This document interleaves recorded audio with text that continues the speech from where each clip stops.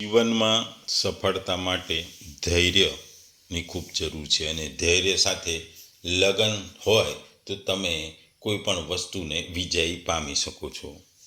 આજે બોપન્નાએ Australian open 42-43 વર્ષની ઉંમરે જીતીને એ સાબિત કર્યું કે કોઈ પણ વસ્તુ અશક્ય નથી. ઉંમરને કોઈ લેવા દેવા નથી. તમારે ધૈર્ય જોઈએ અને ધૈર્ય સાથે રમવા માટેની લગન પણ જોઈએ તો તમે કોઈ પણ વસ્તુને જીતી શકો છો. ભગવદ્ ગીતા અધ્યાય 5 શ્લોક 10. ગુજરાતીમાં જો આ શ્લોકને કહીએ તો, જે માણસ બધા કર્મોને પરમાત્મામાં અર્પી તેમજ આસક્તિ છોડીને કર્મ કરે છે એ માણસ જળથી કમળના પાંદડાની પેઠે પાપથી લેપાતો નથી.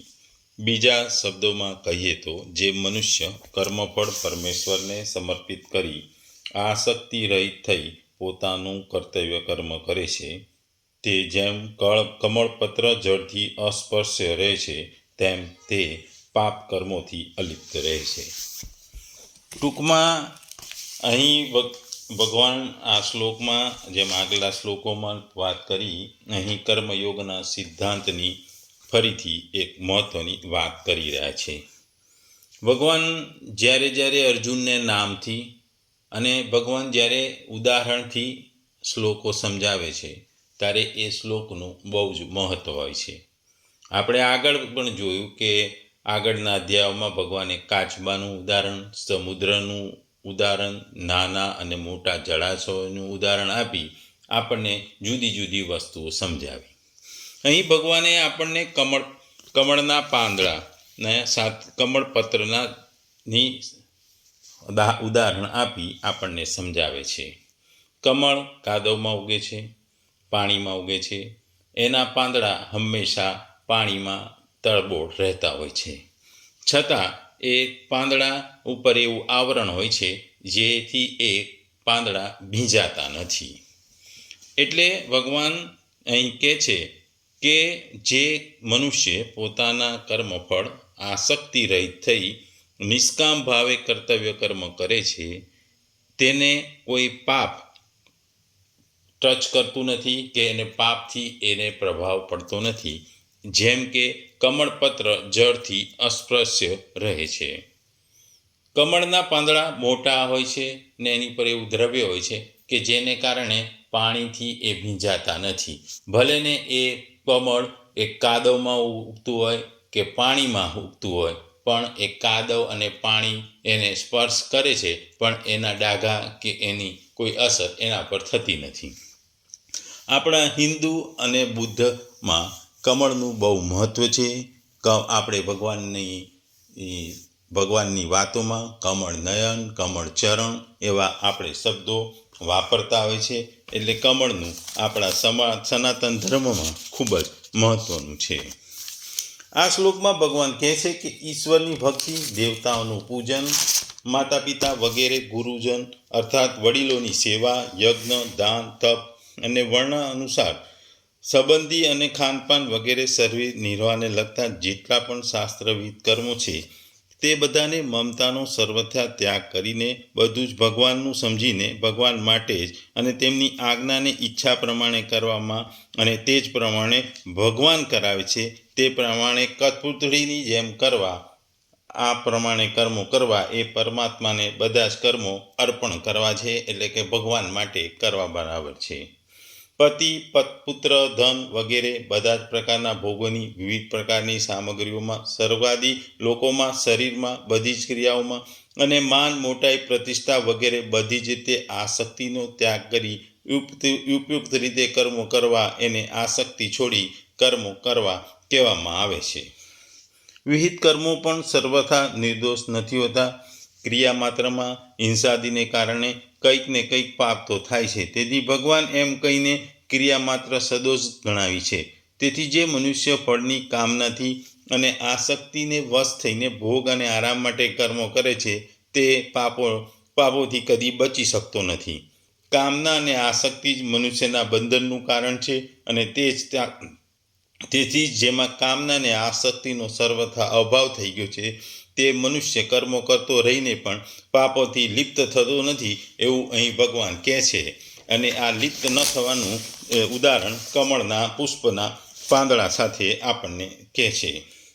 અહીં ભગવાને આ 5મા સૂક્તમાં આગળના 4થા અધ્યાયમાં અને 5મા અધ્યાયના અમુક શ્લોકોમાં એક જ વિચારો દર્શાવ્યા છે કે એમાં એમનું કહેવાનું એ છે કે જે યોગી અહંકાર વગર ઈશ્વરને કર્મો અર્પણ કરીને કર્મના ફળની આસક્તિ વગર કર્મો કરે છે તે કર્મથી લેપાતો નથી. તેને મોક્ષની પણ આસક્તિ હોતી નથી. તે કર્મમાં અકર્મને જુએ છે.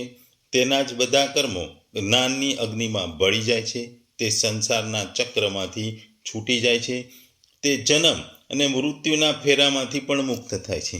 તેની હૃદયની વિશુદ્ધિ પ્રાપ્ત કરે છે અને હૃદયની શુદ્ધિ થતાં આત્મજ્ઞાન મેળવે છે અને આત્મજ્ઞાનથી તે મોક્ષ મળે છે. એ આ શ્લોકનું કહેવાનું મુખ્ય અર્થ છે. આ સંદર્ભમાં એક વાર્તા યાદ આવે છે કે એક ગામ હોય છે. એમાં ગામને પાદરે એટલે કે છેવાડે એક સંન્યાસી રહેતા હોય છે. સંન્યાસી ઝાડ નીચે હંમેશા તપ કરવા બેસે છે, ધ્યાન કરવા બેસતા હોય છે. એ ગામને છેડે વડના નીચે કરતા હોય છે. ત્યાં ગામનો રસ્તો પણ હોય છે. ત્યાંથી આવતા જતા લોકોના અવાજથી ઘણી વખત સંન્યાસીની તપસ્યા કે ધ્યાનમાં ભંગ પડતો, કે કોઈ અવાજ કરે તો પણ ગાડાનો અવાજ આવે, કે કોઈ માણસોની વાત કરવાનો આવે તો એમને એમના ધ્યાનમાંથી ભંગ થઈ જતા અને એ ગુસ્સે થઈ જાય અને ગમે તેમ માણસોને એટલે કે ગામ પ્રજાને બોલતા હતા અને એ લોકોને ગુસ્સે થઈને ખખડાવે અને કહેતા હતા કે હું તમને શ્રાપ આપી દઈશ, તમારું જીવન ભસ્મ થઈ જશે. આ બધી વાતોથી ગામના લોકો ખૂબ જ કંટાળી ગયા હતા, કારણ કે સંન્યાસી નાની નાની વસ્તુઓમાં ગુસ્સો કરતા અને લોકો પર ગુસ્સોમાં ગમે તેવી વસ્તુ બોલતા અને ગમે તેવા વેણ કહેતા અને દરેકને શ્રાપ આપવાની વાતો કરતા હતા. ગામના લોકો આમ તો કંટાળી ગયા હતા. ગામમાં એક પંડિત હતો. એને એક નાનકડી દીકરી હતી.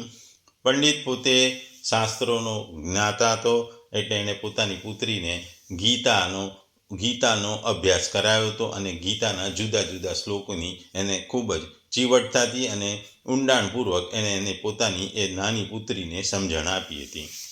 ગામના સ્ત્રીઓની વચ્ચે જ્યારે આ સંન્યાસીની વાત થતી હતી એ બાળકીએ સાંભળી લીધી.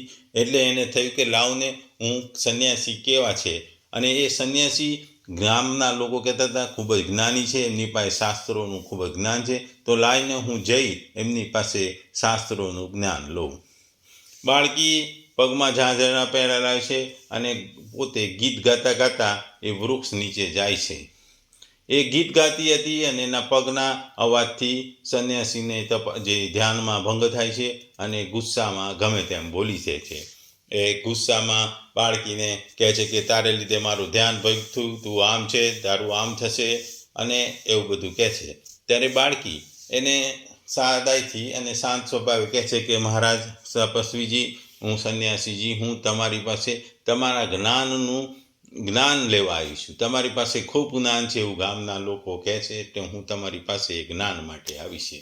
એટલે એ સંન્યાસી જાત જાતના અને ભાત ભાતના શાસ્ત્રોના શ્લોકો બોલે છે. જે બાળકીને એ શ્લોકોની કોઈ ખબર નથી હોતી, એની સમજ પણ નથી હોતી. એટલે બાળકી નિર્દેશ ભાવે મહારાજ એ તપસ્વીની પાસે જઈને કહે છે કે મહારાજ તમે બહુ જ્ઞાની છો, તમે વેદો જાણો છો, તમે શાસ્ત્રો જાણો છો, પણ મેં માત્ર ગીતા વાંચ્યું છે.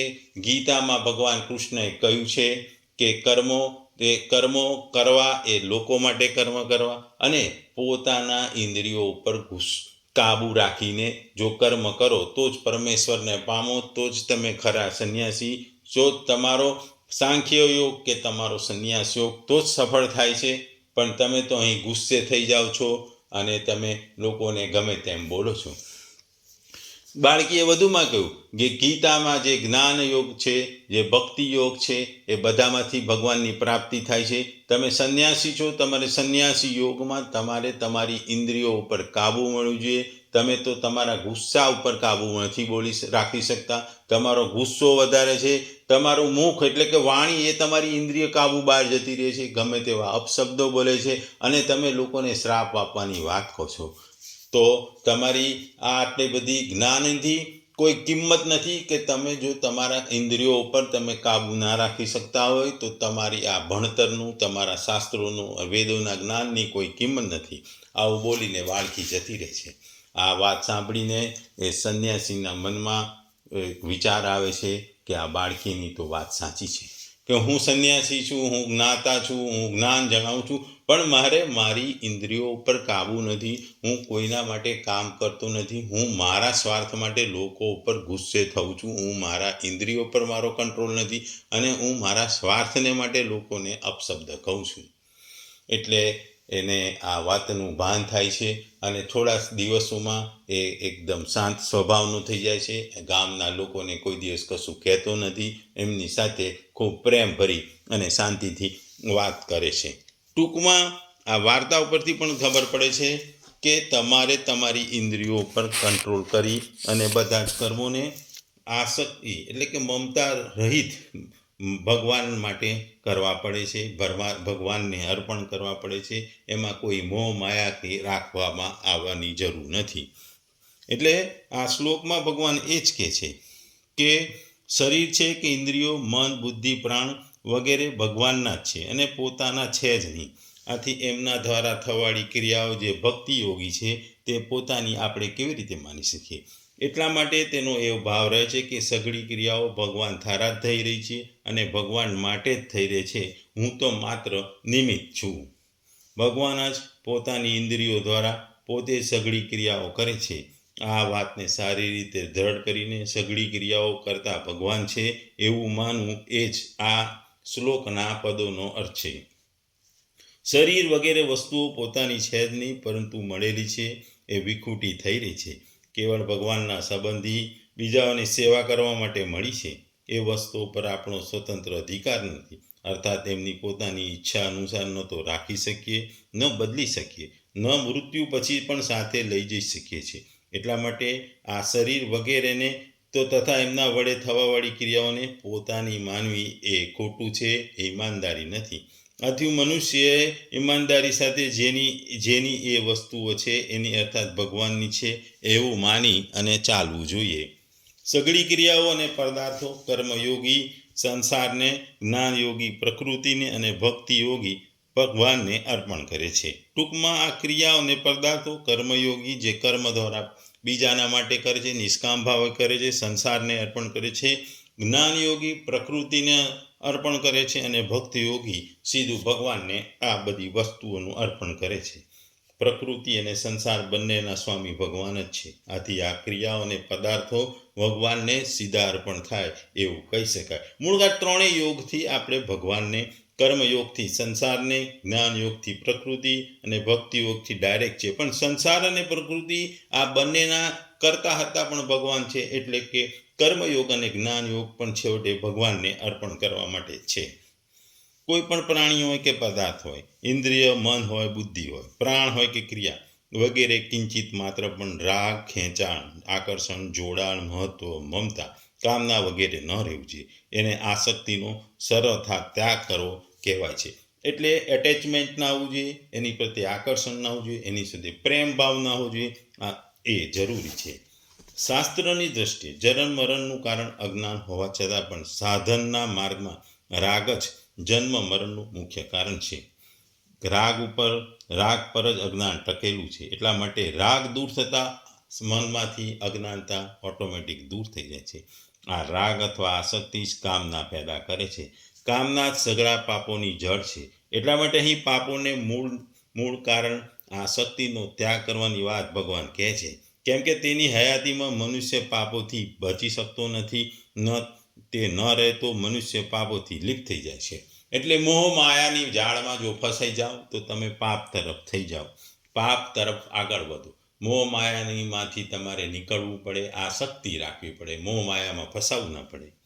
કોઈ પણ ક્રિયા કરતી વખતે ક્રિયાજન્ય સુખ લેવાની તથા તેના ફળમાં આસક્ત રહેવાથી તે ક્રિયાનો સંબંધ છૂટતો નથી, બલકે છૂટવાથી અપેક્ષાએ વધારે વધે છે. કોઈ પણ નાની કે મોટી ક્રિયાના ફળના રૂપમાં કોઈ વસ્તુ ઈચ્છવી એ આસક્તિ નથી, પરંતુ ક્રિયા કરતી વખતે પોતાના મોટાઈને સારા પરનું આરોપણ કરવું, બીજાઓની દ્વારા સારા કહેવડાવવાનો ભાર રાખવો એ પણ આસક્તિ નથી.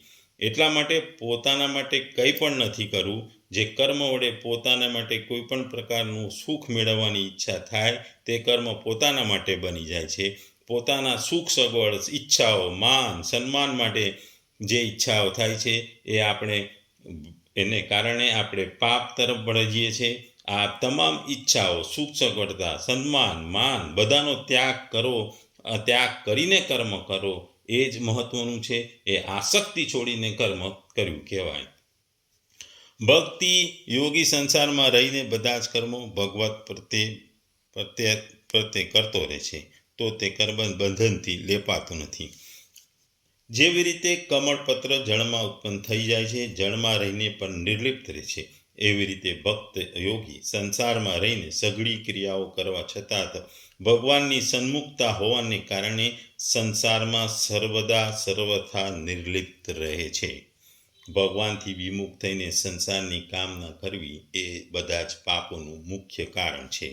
કામના આસક્તિથી ઉત્પન્ન થાય છે અને આસક્તિનો સર્વથા અભાવ થવાથી કામના રહી શકતી નથી અને તે પાપ થવાની સંભાવના જ રહેતી નથી.